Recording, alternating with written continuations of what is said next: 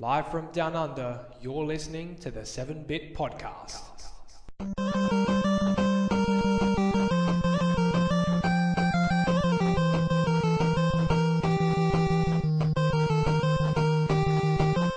Hello, welcome everyone to the 7-Bit Podcast. Thank you for joining us. We have with us today Chris Bruiser. Yep, thank you. Good to be here. Simon, the ThePSXCollector. Hello everybody once again. And Ed from Game Deficiency. Hello everyone. I'd just like to apologise in advance because I believe my internet connection will cut out if history tells us anything during this podcast. Ed, wasn't Gav joining us today? No, he can't make it. Ah, okay, I just remembered that. Alright, good. Well, not good. Not good, but good that I haven't forgotten someone. So how is everyone? We all good? We all ready? Yep. Awesome. Yeah, let's do ready it. to go. Alright, well, our first topic today is the Wii U. I don't know how many of you have heard about this, but Nintendo has come out and said that it has flopped. They were predicting, I think it was 9 million units to be sold, and they only sold 2.5 million.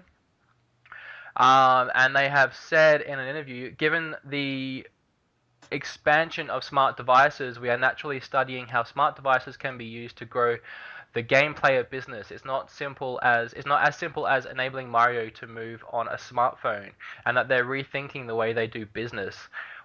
I don't think that sounds like they're looking in the right direction of improving the Wii U, because I mean, none of that stuff, none of the smartphone tablet stuff I find appealing in anything. So, I mean, what do you guys think? Why has the Wii U flopped so hard? Software. Well, one of the main reasons is they called it the Wii U, and a lot of people didn't know that it was actually a new generation of console. A lot of people think it's an add-on for the Wii. That's absolutely true. Most of the people I go to work with, obviously they ask me questions about gaming stuff. Well, obviously, but a lot of the guys are saying, do you have the new add-on for the Wii? And a lot of them think because the gamepad was stressed so much in the adverts that it was just the next 3DS or the next Game Boy. Was it maybe just too different having an extra gamepad? I don't have any other console that does that, obviously, because it's a Nintendo product. But well, I don't know.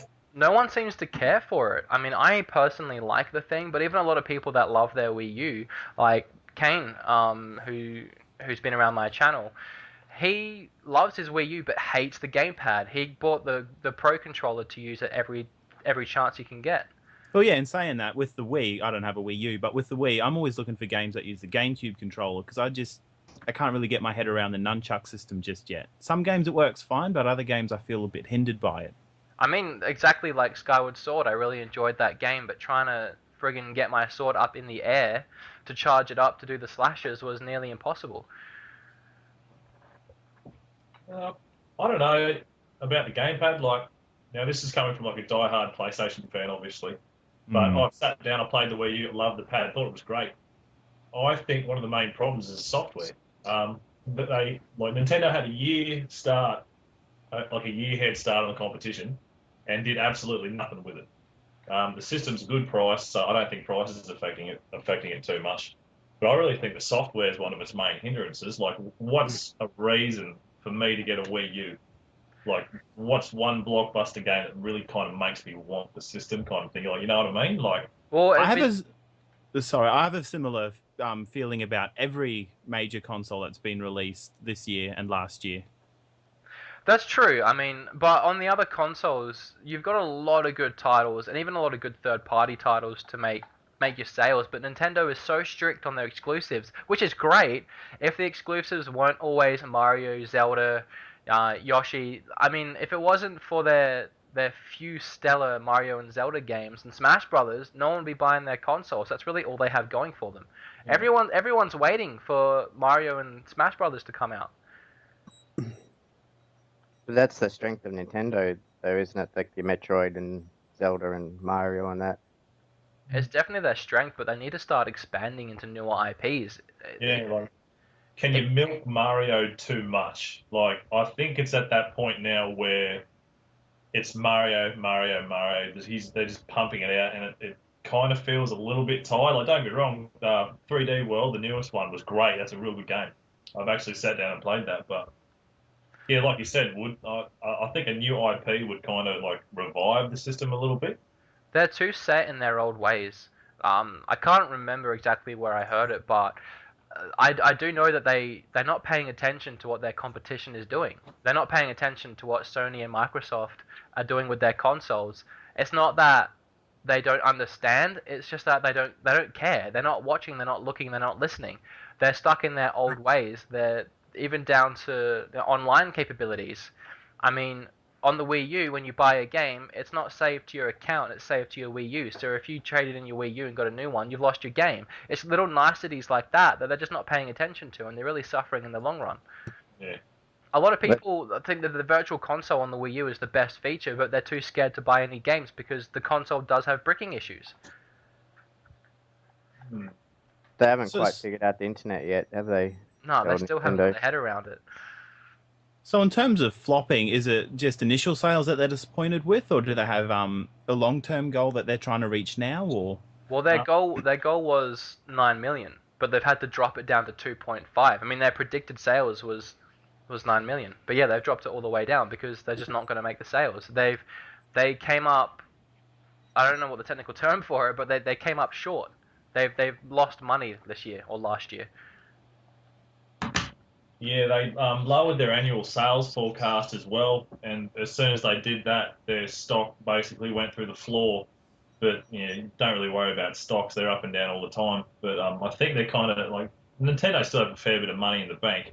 Like they've still got a heap of cards to play. Yeah. So, yeah, to put it simply, they absolutely have. But if no one's going to buy the console, they are looking in a pretty dire situation of just losing the console business and not continue doing it, because even if they have the money to do it again, they're not going to keep putting out consoles if they keep flopping.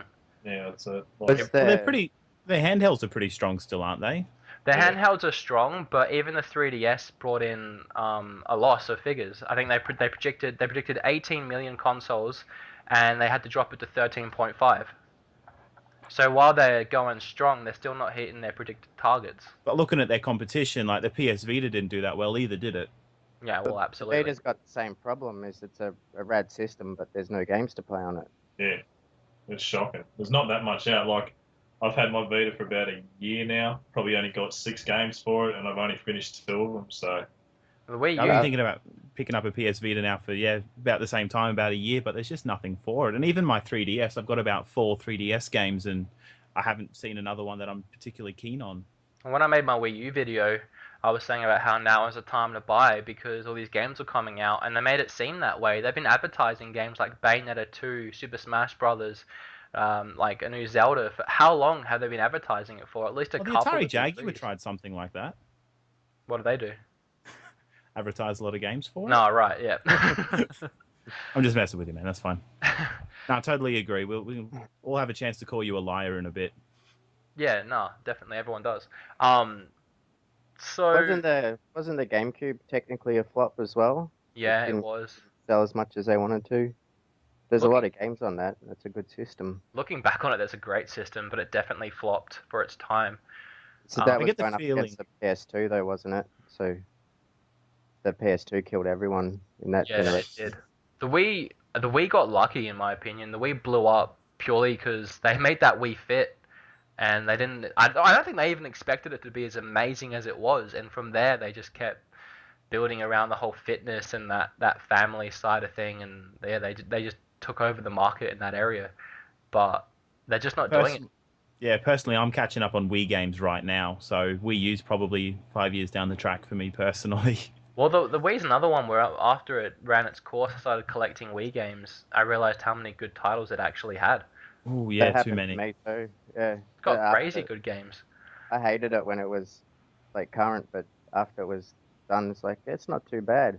Yeah. Started playing games on it. Maybe we're just too hard of retro gamers. Yeah, maybe we're just too niche for their target market.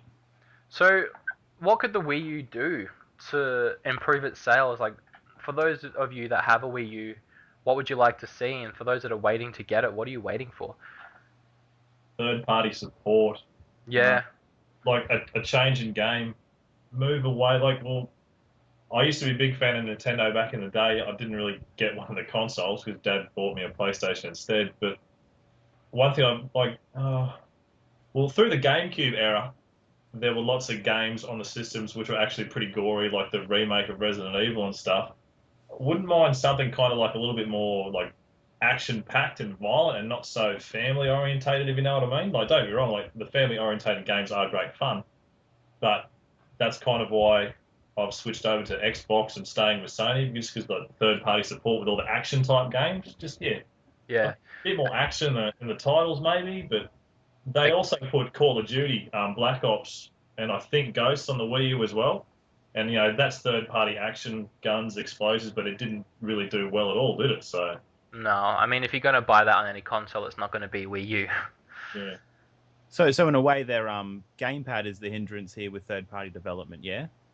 It certainly would be, because most people have the Wii U pad and no other way of playing their games. And, I mean, I wouldn't want to play Black Ops on a pad. Yeah. I'm sure the developers don't want to develop a game just for the Wii U pad when they've got different consoles to develop for. Well, no one's going to want to develop for a console that isn't selling. I mean, good point. Ubisoft is supporting it 100% and doing their best. But, I mean, they're bringing out games like Assassin's Creed 3 and 4 on it. Assassin's Creed 3 was in the bargain bin within the first month of a release for like $18 at Dick Smith in my area. A brand new game for $18, and I still didn't want to buy it because I already had it. And Assassin's Creed 4 is already, I think, something like $38 at EB Games on the Wii U. Yeah, I think they need like a string of hits. Well, not like a huge string, just like 3 new IPs. But they have to make like a stellar game, brand new IPs, exclusive, obviously, to draw people in and start the system, like help the system sales pick up and get third-party developers to notice them a little bit more. Maybe. Yeah, I mean, they've done it again, haven't they? They've released a console in the newest generation that can't compete with its counterparts. They had the money, but they've just pretty much released the Wii in HD. I've been playing like Lego Underground and comparing it to, you know, Batman Lego, which was like almost I think it was a release title. It was pretty close on the 360. The 360 version looks just as good. Yeah, like the specs of the system. I'm not really familiar with what the Wii U's running, but it's significantly underpowered, isn't it? It's a little CPU. bit better than the 360 and the PS4, I think. It is graphic card wise, but the CPU is quite weak and it can't handle pumping out those graphics. It's the frame rate, which we saw in Batman Arkham City. The port for that had massive frame rate issues because while it could handle the graphics, it just couldn't handle the frame rate. How much RAM does it have? Oh, Ed's got a Wii U, doesn't he? Yeah. Could you just like open it up, like right now, That was sticky. and let us know? I'll just go get my hammer. Or maybe Wood could Google those stats. I don't know. I could Google it. What would you like me to Google? How much RAM? How much RAM has it got? I really think they should have made it close to on par with Xbox and PS4, because that's also going to screw up third-party ports as well. Like The Witcher 3, which is coming out, I reckon that's going to be pretty graphically and, you know, resource heavy. It has 2 gigabytes of RAM. 1 gigabyte is allocated for games and is sharing between the CPU and the GPU, while 1 gigabyte is allocated for the operating system. Okay, so not much at all. Not much at all. And yeah, that's why it can't handle the graphics that it really, for this current generation, should be able to handle. And, you know, graphics aren't everything, no, but when it comes to third-party games, like you've got Assassin's Creed 4, which looks absolutely amazing on my Xbox One, and I imagine would look even better on PlayStation 4 in full 1080 native res. It looks like crap on the Wii U. I've seen side-by-side comparisons, and even down to, I say little things, but when you take your ship out, there's no lightning on the Wii U because it can't process it. It can't handle it. There's too much stuff going on. And I mean, if you're going to buy a game, you're going to get the better one. Yeah, I suppose the obvious trade-off is the price. Like, it worked for the Wii having a lesser system for a lesser price, but yeah, it's interesting how it competes with the PS4 and Xbox One. Well, I think they're saying they're going to slash the price again. So once that happens and the the top selling games come out, hopefully there'll be more consoles spread around more households and it can pick up. But yeah, for right now, it's not looking good. And it sucks because I love Nintendo. And it's almost like I haven't got that third console in the race at the moment. Well, funnily enough, the only reason I was looking at a Wii U personally was just before Sonic Lost Worlds came out, because that was a game I was really interested in.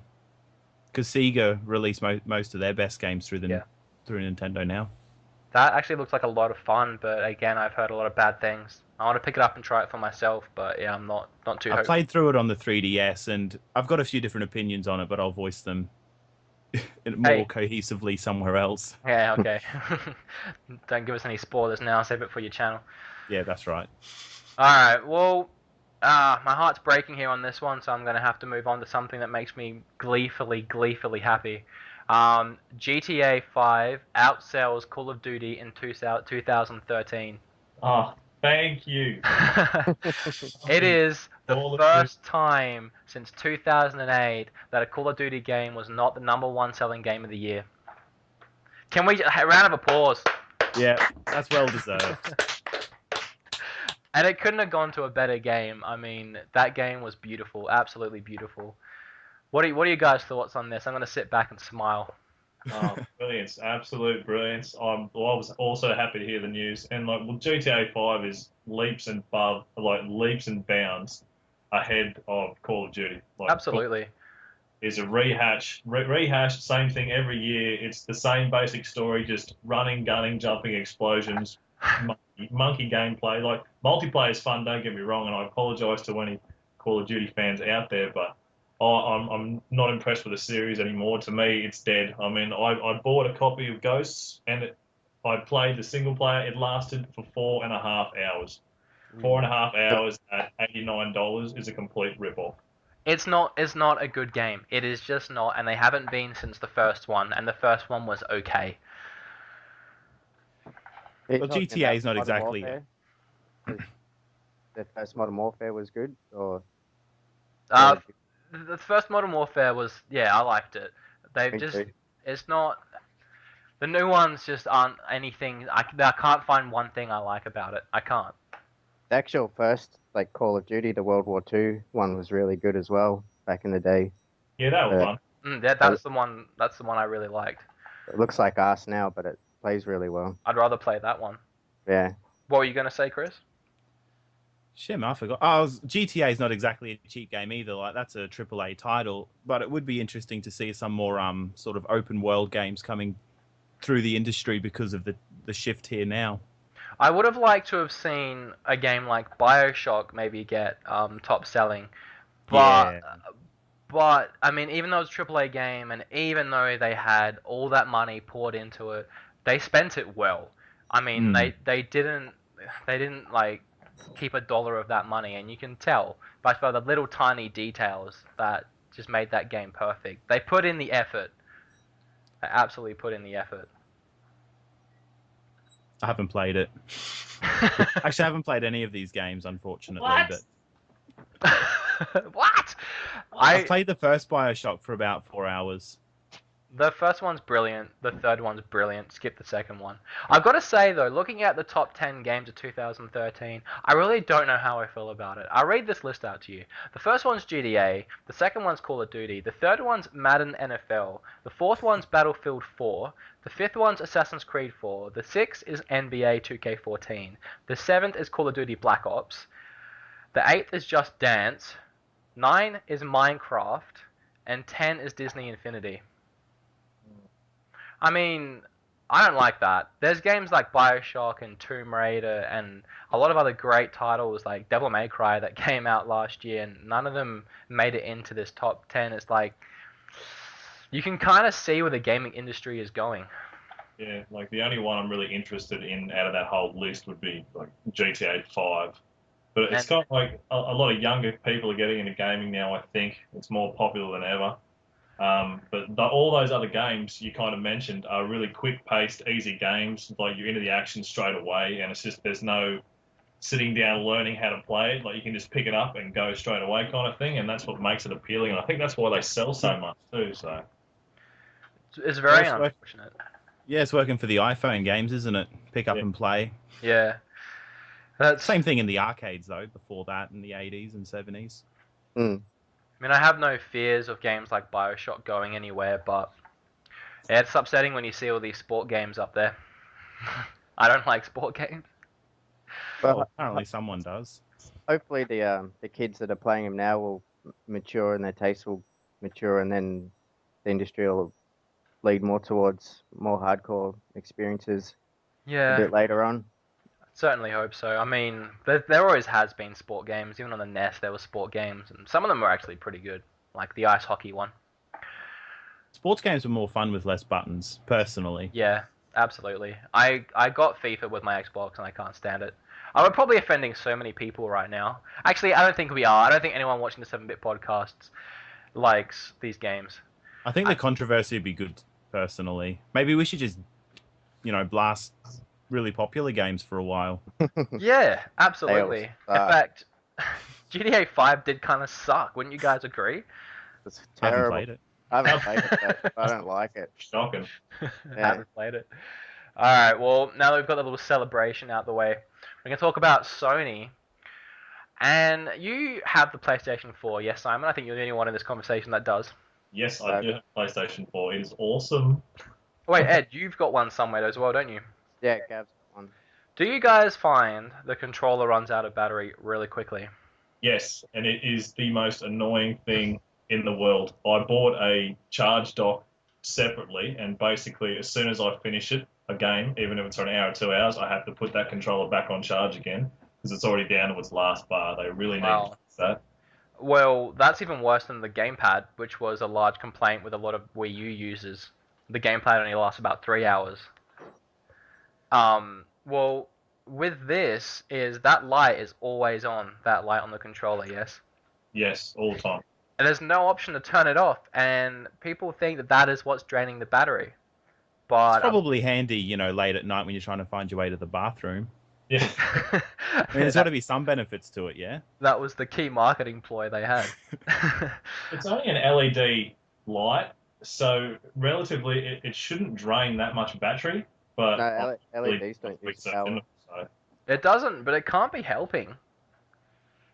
no, Not- it won't. But So is it Well- a case of a third party coming in and bringing out their own controller for the system?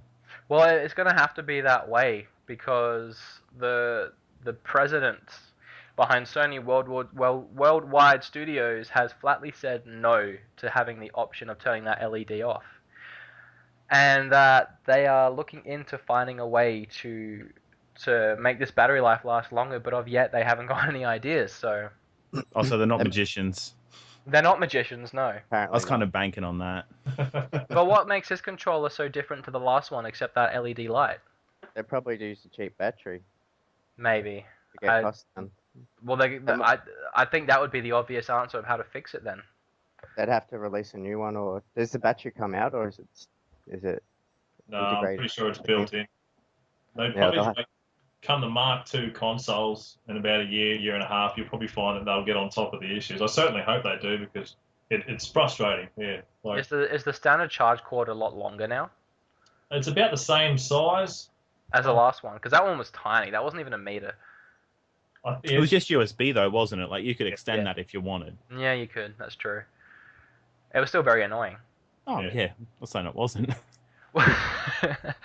Well, 2 hours, that's ridiculous in my opinion. I mean, my gaming sessions go for a lot longer than that, and if I had to keep charging my controller, that's no good. That is no good, Simon. It is not good at all. But there's a flashing light. I'm holding it up to my camera now. It is annoying. Sony, fix this. I don't care. Everyone wins to Sony, get it fixed. I'm sick and tired of sitting a metre away from my 55-inch television going blind at 1 o'clock in the morning trying to need for speed. It's driving me nuts. Fix What is it. a simple solution, just a smaller TV, Simon? That would probably be it. Oh, done. Settled. I've got a little 20 inches somewhere, so Get a bit of duct tape and cover that light. yeah, that'll work. The light itself's not actually that bad. It is pretty cool in some games. Like when you're playing Need for Speed, if you're a policeman, it's blue, and if you're a cop, no, hang on. If you're a cop, it's blue. If you're a racer, it's red. Nice. Welcome to 2013, guys. Yeah, The future is here. We finally made it. Move over Wii U. that's it. That's it. Another thing too, it's also got the speaker built into it as well. That's another reason it could also run out of charge reasonably quick. But then the original Wii had a speaker in it as well, and didn't it run on just like 2 AA batteries? Yeah. And it didn't have rumbles in it, but you know, it didn't affect it too much. How often does it use that speaker? It only really uses the speaker on actual first-party games. I've only heard it working on Resogun, Knack, and Killzone so far. So does it do much? Does it make a lot of noise? It just bells and chimes. Like when you're playing Killzone, when you listen to like audio logs and stuff, it'll play out of there. Ricochets off walls behind you will come out of the speaker. In Knack, just when you're picking up little sun tokens and bits and pieces, it bells and whistles and carries on. So. That's really cool, but I can't imagine it draining that much battery if it's not being used that much. Can you turn it off? I think there is an option for it somewhere, but I haven't really looked into it that much. Well, I think when it comes down to the light, I think it should definitely be an option because not everyone's going to want the light on for their own personal reasons. What's the light actually do? Is it got a purpose or? It's for your camera. It tracks the camera tracks the light and it follows it around. Another annoying thing, nothing to really do with a DualShock 4. When your camera's plugged in, the microphone is constantly working. Like I jumped on, played Call of Duty, and I didn't know anyone could hear me, so I'm kind of sitting down and swearing and carrying on like I do whenever I get shot, letting off wind and burping and carrying on. And everyone can hear me, and someone's like, "Hey mate, you need to unplug your microphone." I'm like, "Who's that guy talking to?" And he's like, "Talking to you." That's my name on PSN. And I'm like, oh shit. And like, that was about 2 hours into the game carrying on like an idiot and everyone could hear. So they fix that too, Sony. Hey? That's priceless. Get on it. All right. That's creepy. That is creepy. The strange things that could happen there.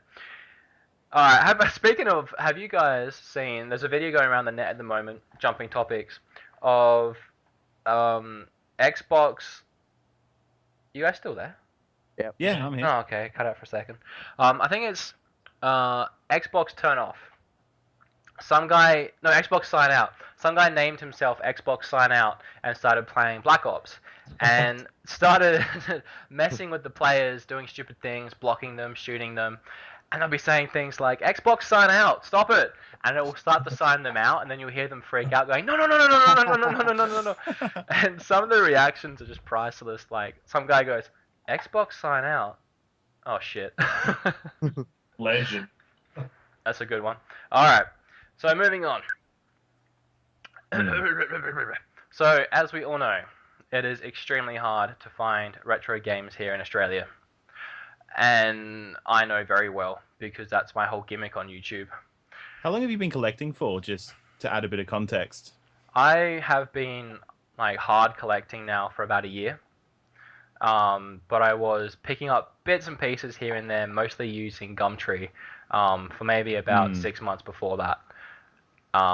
And then it's sort of because me and Kane started collecting little bits together, and then that's how we found the Game Chasers. And the more of those kind of shows you watch when you are a sort of collector, the more you want to go collecting. Oh, definitely. And obviously now that I have my show, I collect ridiculous amounts. I think every day for the last 5 days, me and Kane have gone out trying to find new places. Even in the heat wave, we were out in his car with the aircon blasting, going to salvos and op shops. Didn't get much. I think I got Battletoads on the Game Boy, and that was about it. Nice. Yeah, it wasn't bad. It was $6. So that's my question to you guys right now: is what's the best method you found of getting retro games in Australia? At the moment, for me, there's nothing up here. We're all fighting for scraps. At the moment, I've basically just turned to eBay full time, and that can suck because the prices are just ridiculous. Yeah. I'm with Simon. Yeah. 100%. See, I feel bad because in my entire time of collecting, I have bought one thing off eBay. And that was Warrior Within for Xbox, because I wanted to complete my Prince of Persia collection. Badly. No, that's good, but I reckon that's good that you don't really use eBay, because it's the thrill of finding stuff. Like back in one of my episodes, I can't remember what number it is, when we went to Sydney, and we stumbled across that retro game store. I walked in there and I was ecstatic. Like I've never seen PlayStation 1 games. Well, I used to see them in the wild when it first came out, but like since then, and just Nintendo 64 games and SNES games, and picking through stuff and finding titles that you've had your eye on for ages in the wild it is the best feeling, I reckon. But when it's on eBay, you guaranteed you type in what you're after and it's there straight away, and it'll be overpriced. I will say one good thing for eBay. It's a really good way to prioritize what you get in your collection. Yeah. There's no like spur of the moment, I need to have this, and then get home and think, did I really need to have this? Yeah, that's sort of my life. I have the room behind. I'm in a room right now, my little bedroom, and the cupboard behind me is filled with stuff that I'm trying to get rid of. And I bought them pretty much all in my episodes. And I got home and I'm like, why did I buy this? But with saying that, I've been collecting nearly 4.5 years, and when I first started, it was really just going out to cash converters. Even Game Traders had some really good prices for a while. Yeah, they did to begin with. The best place around here is all the cash converters and cashies, like the bigger chain pawn shops. They've usually got all the old school stuff. Yeah. Sometimes at decent prices. Cashies annoys me because when I first started collecting was when they were sort of figuring out what they were doing with these games. And I remember one of my first trips there, I picked up 4 NES games boxed, and they were perfect. They are, to this day, the most perfect NES games I've ever found. There was Time Lord and Digger T Rock and Road Warrior, and they were $5 a piece. Nice. At Cashies. And you go in there now, and they're just ridiculous. They have a copy of Battletoads on the NES at the moment, just the cart, and the bottom of it is cracked and broken and missing a chunk, and they've got it marked at 30. No way, that's horrible. They don't price per condition at these places. It went tops and turvy. No, they don't. They got 2 Super Nintendos out at the moment for $100 a piece. One is yellow. One is yellowed and one is perfect, and they're both the exact same price because that's how much a SNES costs at cash converters. They've got Was that a Super Nintendo or a 64, did you say? Super Nintendo. They have a 64 right there, like at the moment, just a standard everyday one for $100. So I think my Super Nintendo. They got a 64 at the pawn shop near Gav's, and it's got stickers all over it, and the stickers are all ripped up, and they want $200 for it. Oh, that was a cash converters, did you say? Or something else? It's at a pawn shop. It's called Cash Mart or something. So it's like a chain, but a smaller one than brutal. cash converters. Like this at most cash converter stores, like is the price really, really high pretty much like amongst all of them, or only select stores? Or... It depends what store. Yeah, it's definitely select. Some stores are worse than others. About 2 hours away, there's a city called Rockhampton, up where I live. I know there's a cash converters there. I'm going to go in there now. I'm going to have a look. I'm going to see, and I want to see what their prices are compared to you guys down there.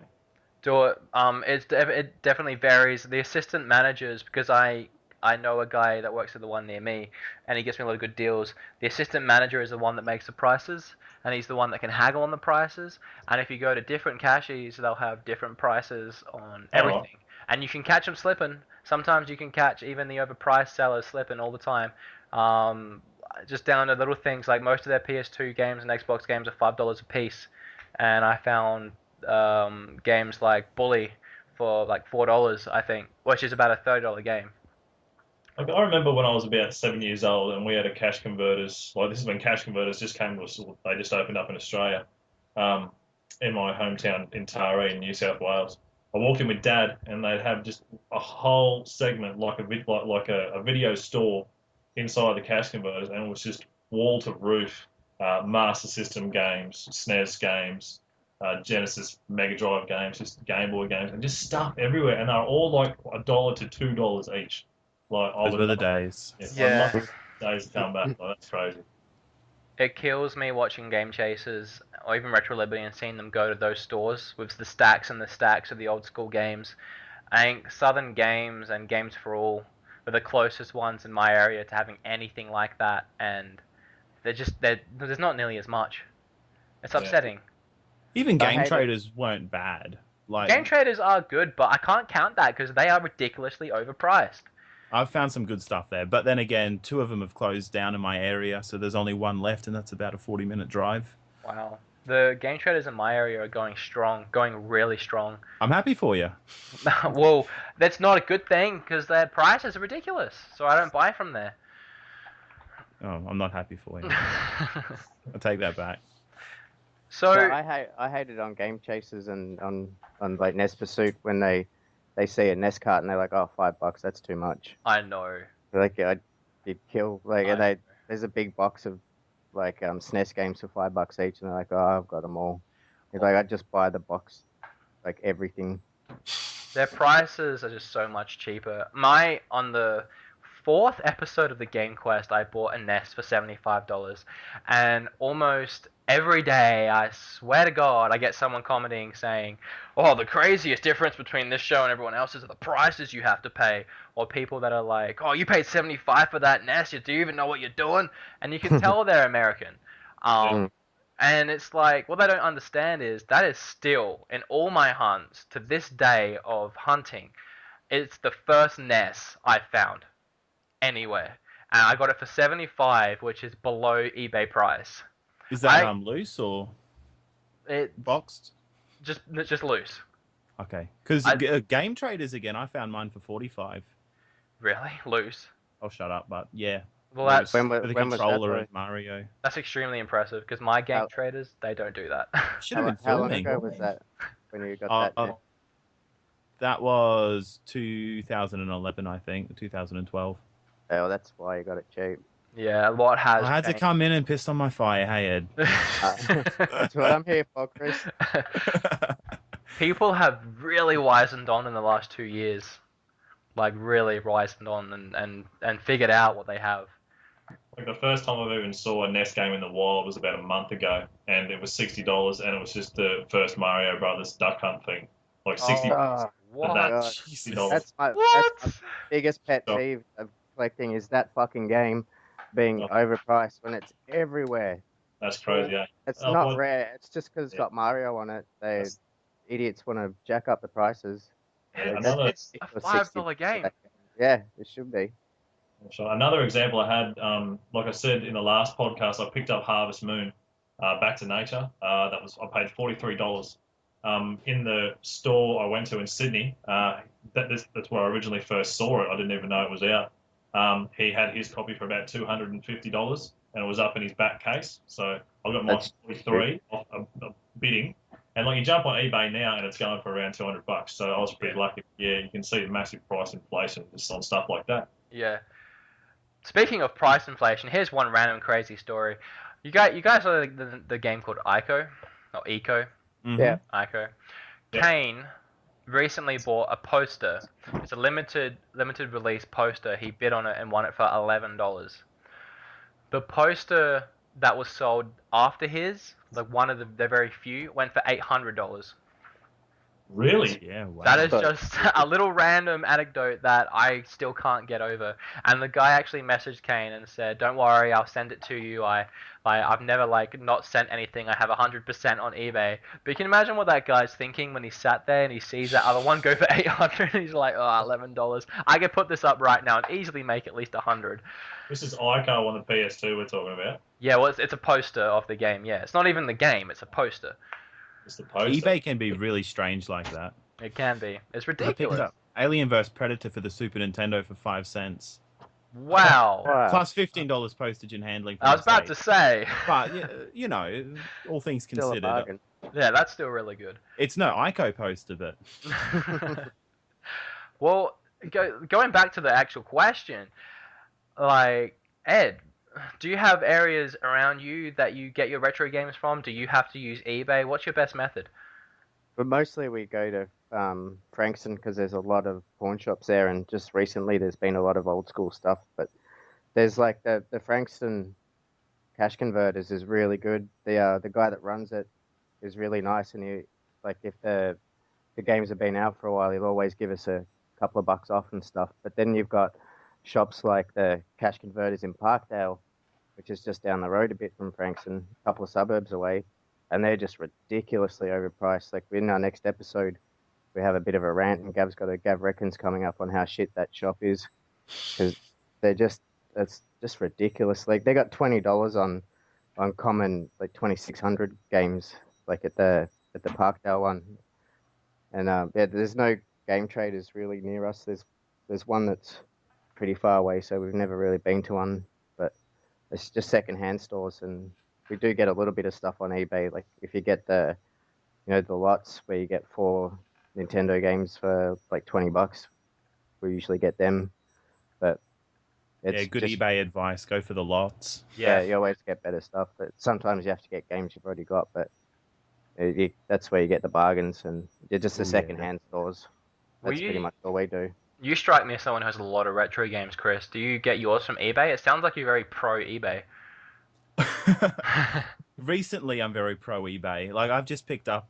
I don't know if it's worth bragging or anything, but a Sega CD and 32X with a Genesis attached from the States.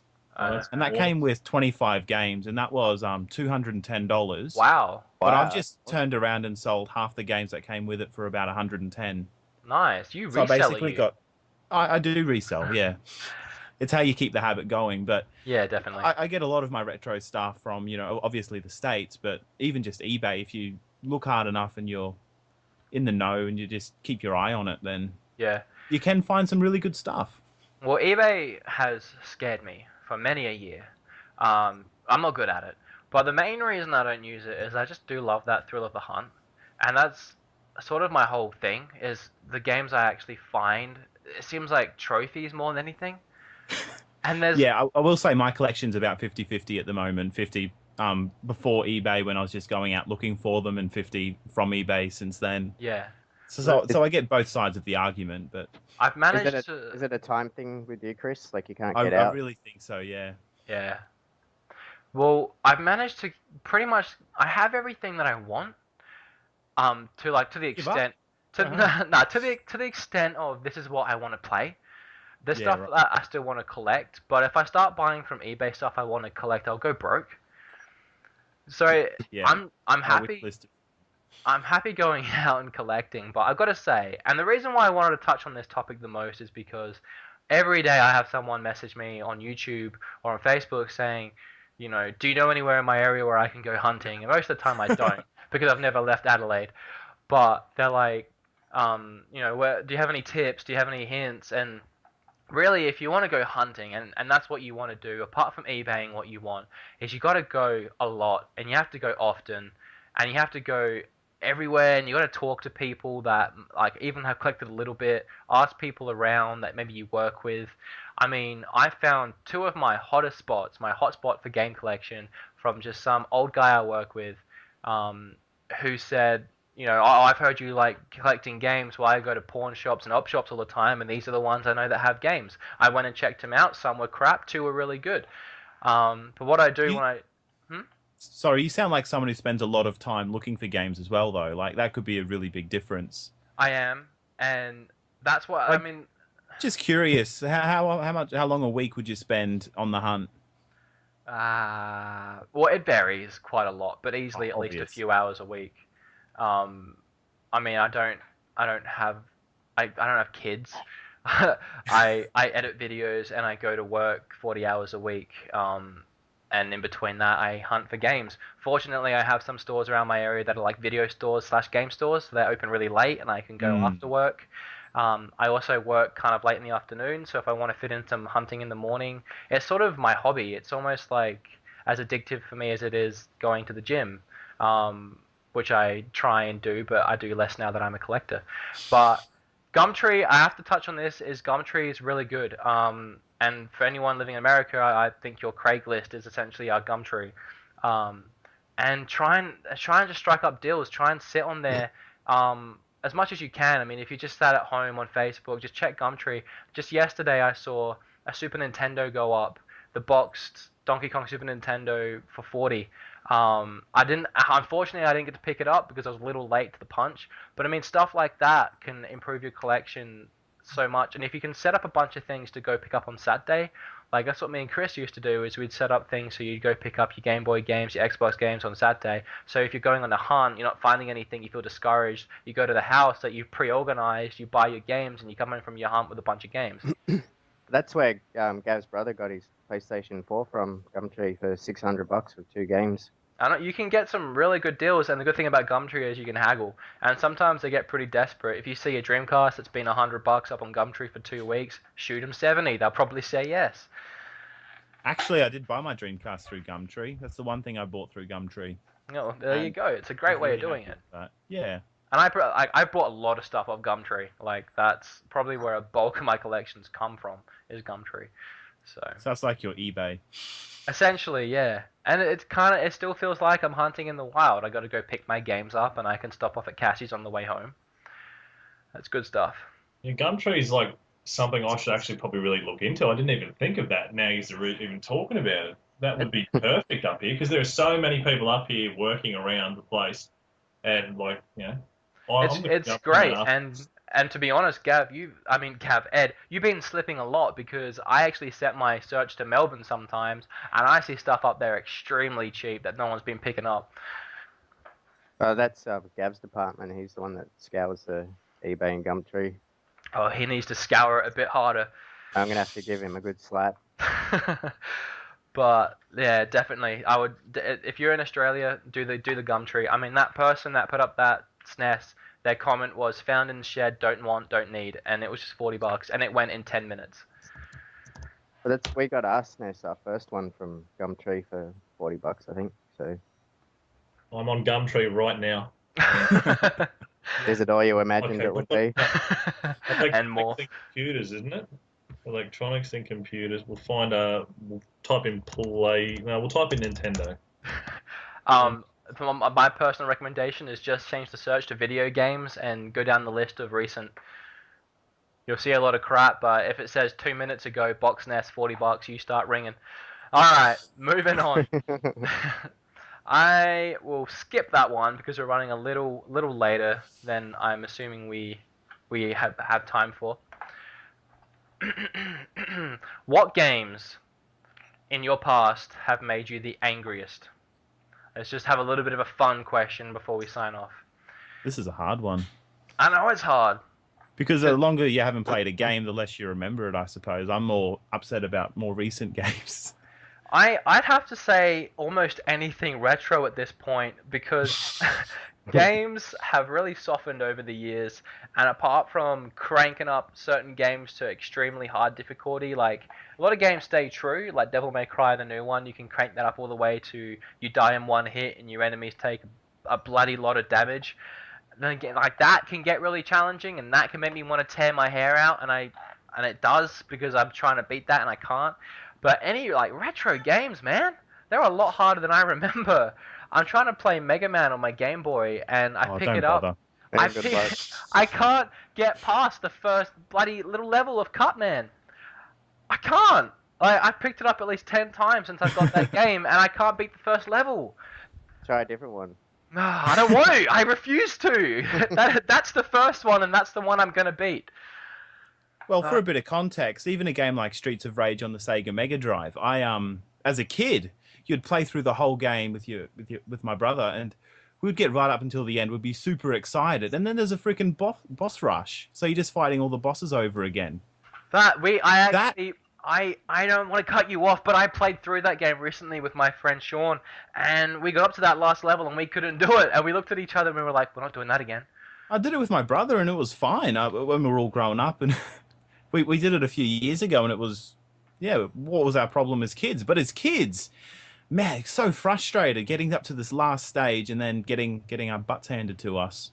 You don't remember how hard these games are. Either that or you're just used to it. My friend came around to play Battletoads with me, and he's like, oh yeah, I used to beat this when I was a kid, and it's really easy. It's not as hard as everyone says. And we took at least an hour getting past that bike level, let alone, we couldn't even pass the ice level, and he sat there tearing whatever hair he had left out of his head. And he's like, dude, is this the game I had? Are you sure? Maybe I had a different one. I'm like, no, it's the one you had. Kids are liars, all of them. Yeah. They are liars. I tell you, the one Golden Axe on the was it Genesis Mega Drive? That's it. I played it on that, and then I played it on the PSP as well with the Mega Drive collection. Yeah. What's the go with Golden Axe? Like, you're walking across and enemies can't, and you got to fight it. And I'm sitting there, there's an enemy lined up with me perfectly in front, and I'm swinging, and nothing's happening. And they're hitting me and I'm knocking back, and then I walk forward to them and I'm hitting them and I constantly miss. And then you have to move like a minuscule, like to the top of the screen, and then you can make contact with them. Like, it's just really, really hard to judge. And that got so frustrating at one point, I just turned the PSP off and left it, and I haven't even touched it since. So I didn't have that problem with that game. I don't know if it's like a Mega Drive versus PSP difference or... No, I don't think there is. I think, well, it'd probably be better to actually play it on the Mega Drive, really. Maybe just a bigger screen. But like, Helps you line it up, I haven't played it since, and I don't even want to play it again because I just got so heated. That collection has Alex Kidd as well, and that game is so hard. Yeah, I'm not, like, you get halfway through that game and then you start playing scissors, paper, rock. And yeah. You either win or you don't. There's no skill to it. You just got to pick, and guarantee you get halfway through it and then you lose that and then you're dead. It's brutal. But the one that pissed me off the most recently was the World of Warplanes. I got into the beta of that, and I just, like, the controls were so broken that I couldn't play it. Like, I couldn't get past the training mission, and I was almost just screaming at the monitor because it just didn't work, and I never played it again. I'm not saying this is what you've done, but I love when you're playing a game and you've been playing it for 5-6 hours, you've had no complaint. Suddenly it becomes too hard and it's the game's fault. Like the game has broken controls. The game is glitched. This guy shouldn't be this strong. He shouldn't have this much health. I swear I dodged him then. I had that with the Club on PlayStation 3. If everyone's played the Club. I haven't. It was super easy on the easiest setting, and then I switched it up to regular, and I just got annihilated every freaking time, and that was really frustrating. That's my official entry, actually, the Club. I used the catchphrase, "This game's making up its own rules," so many times when I'm getting frustrated, and I swear it does. I swear I'll be trying to beat this enemy and I'll be so close to beating him after the 17th attempt, and he'll throw this new move in that he's like never done before and catch me off guard.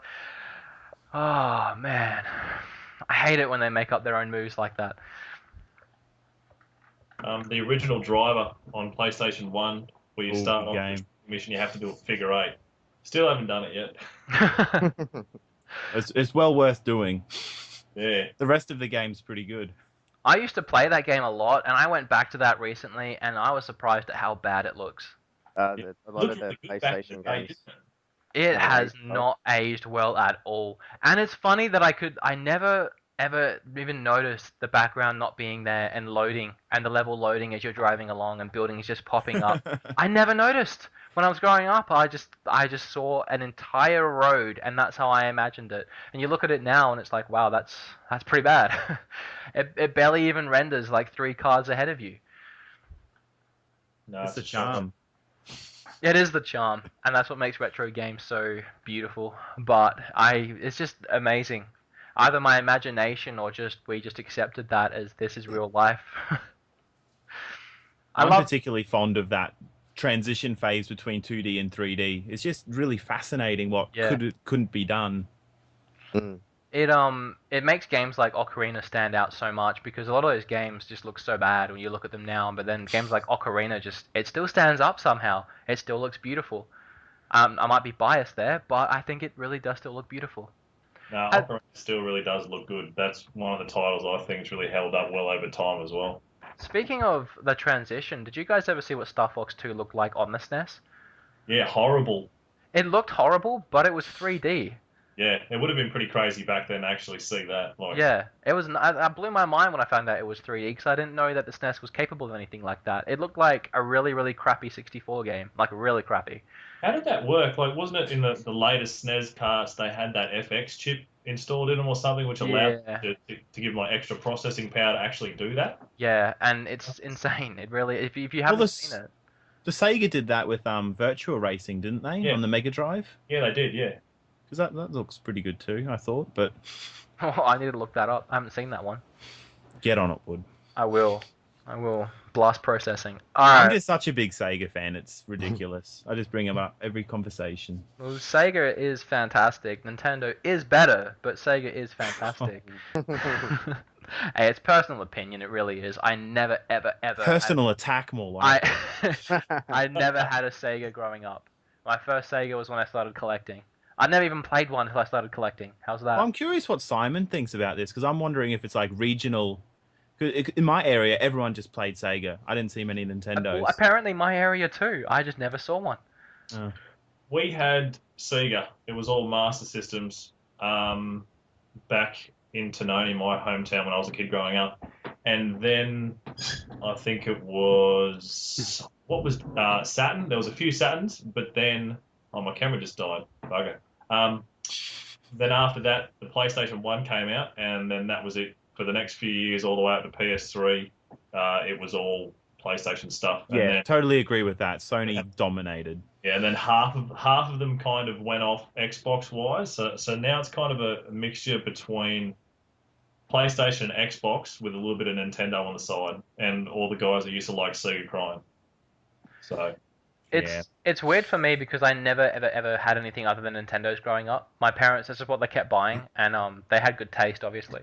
That's a pretty limited viewpoint. But I don't know how qualified you are now. I'm doubting you. Well, I mean, now I'm a retro gamer and I love Sega just as much as Nintendo. But Did you really call yourself that? There's that nostalgia there of Nintendo, and you can't get rid of that. And I was hardcore, man. When the Wii came out, I got it on release, and I refused to get a 360. I didn't get a 360 until 2 years after. And I remember the breaking point for me was it's a weird breaking point, but I got WWE, I think it was 2008. And I was playing it on my Wii, and I thought, this is a little crappy, but, I'll take it. And then my friends all got that, and I was at school, and they were telling me about all the cool stuff they could do. And I'm like, I can't do any of that. I can't do all those matches. I'm not able to free beat 'em up. I have to use my Wiimote. And they're like, yeah, you got the Wii version. It's not nearly as good. It's not the same game. And I traded in my Wii the next day, I think, and I got a 360. And I was like, oh, screw the Wii. I hate it. It's nothing like my GameCube. But I eventually came full circle on the Wii. But yeah, I mean, growing up, until I got that 360, I never had anything other than Nintendo. I refused to play anything other than Nintendo for the longest time. I've never had an Xbox personally. I had a swing. I was diehard PlayStation. Then I went PC gamer and PlayStation as well. And then the 360 came out, and because the PS3 was like $1,000 and it looked like a terrible mess, I said, well, I've been playing PC. I kind of like Microsoft. Then I made the jump to the 360, and for those 2 years, I was the biggest diehard 360 freak you have ever seen. And I'm still a closet Microsoft fan. I've got my Xbox 360. They're all set up downstairs. So don't say that. Don't tell you on my channel. I'll get hung up and left for dead. But I made the switch to the 360, and the 360 was great. It was 360. I'm a bit jealous about some of those Sega games on the Xbox. Actually, Panzer Dragoon, Jet Set, Radio Future, Shenmue 2. I found that the other day. That's great. Yeah, I had to settle for the Dreamcast version. I bought the first one today. The first Shenmue for Dreamcast. Just a side note. Let me know what you think. I haven't played it. I always had PCs growing up, so but Gav was the one that had consoles, and he went from the NES to the Mega Drive, so he swapped over, and then to PlayStation after that. So he preferred Sega, did he? I don't know. He just got a Mega Drive. Yeah. We can say yes. Yeah, of course. I think we can add someone else to my camp. A superior machine. But he always wanted a SNES, so when we finally got one, he was wrapped. You know what? I'm going to come out publicly right now and say that the SNES is my least favorite Nintendo console, and I don't even like it that much to this day. Awesome. The 64 is the dog of the bunch. No, it's not. Oh, it's such a terrible machine. No, it's not. It is. It's not. I disagree. It has Ocarina of Time and Majora's Mask. Yeah, I haven't played them, but... Well, there you go. If you don't play the good games, you're going to think the console's crap. Pokemon Snap? The 64's got 2 good games, does it? So that's... 007, Pokemon Stadium, Perfect Dark, Mario Kart, Diddy Kong Racing, Jet Force Gemini, Mario Kart, Star Fox 64, Donkey Kong 64. I originally Super Smash wanted. Brothers. I'm gonna keep talking over you until my point's made. To be honest. It's the controller sucks too, and I don't It does. like it as much. I got Have tears in my eyes. you seen it? The controller? Yes, I've got one. It's horrible. Oh. Well, it's no Sega Saturn. That's Nah. right. I originally wanted a 64. Like, I really, really wanted one. This is obviously before the PlayStation days. I wanted one for my birthday when I was young. That's it. I want it. What do you want for your birthday? So I want the new Nintendo, Dad. Okay, no worries. Let's see what we can do. I want the new Nintendo. And then that afternoon, I had tea and everything, and they decided to give it to me early because I was going to go on school camp. I walked to my room, and there was a PS1 sitting there. And I'm like, you can't play GoldenEye on this. And I was like, what? Anyway, I didn't get one. That's when they say you made such a big deal. We wrote it down, honey. That's right. But anyway, yeah, that was kind of a good thing. But because I actually really wanted the dodged the bullet Saturn. on that one. I really wanted the Saturn, and my parents bought me the PlayStation instead. They knew it was a flop. They were more clever than I was as a kid. Parents have a knack for that, I guess. Yeah, like the Nintendo parents. All right. Well, before my heart gets broken anymore in this podcast, we are going to wrap things up because I have a lot more editing to do tonight before I go to bed, and I'm sure you guys have lives too. No. Yes. yeah, it's bedtime. So thank you all very much for joining me on this podcast. Thank you, Chris. No, thank you. Thank you, I Simon. suppose. That was my pleasure, Woody. And thank you, Ed. You're welcome. Now, everyone listening, thank you very much for listening, and please go and check out all of these guys' channels. They are the best Australia has to offer, and I literally mean that. Literally mean that. And that's all Can we we get have. Well, by who? By the other talents in Australia? No, because there isn't any. So we're the best by default. 'Cause we're all there. Oh, well, actually, I have to say, Stefano is implied as being one of the best. If you're listening, you are one of the best. You're just not here right now. We love you, Stefano. We love you very, very much, and you two have a great channel, and your link will obviously be in the description as well as everyone else's. Is that really fair? What? Because he's not here. Oh, God. Yeah, everyone go unsub from him because he's not in this podcast. We've got to draw the line somewhere, guys. That's before we offend anyone, that's it from us. Have a fantastic Australia Day soon. There'll be another podcast before then. Goodbye. Everyone say goodbye. Bye-bye. Bye. See ya. Bye bye. Bye bye. Voyage. Bye bye bye bye bye bye.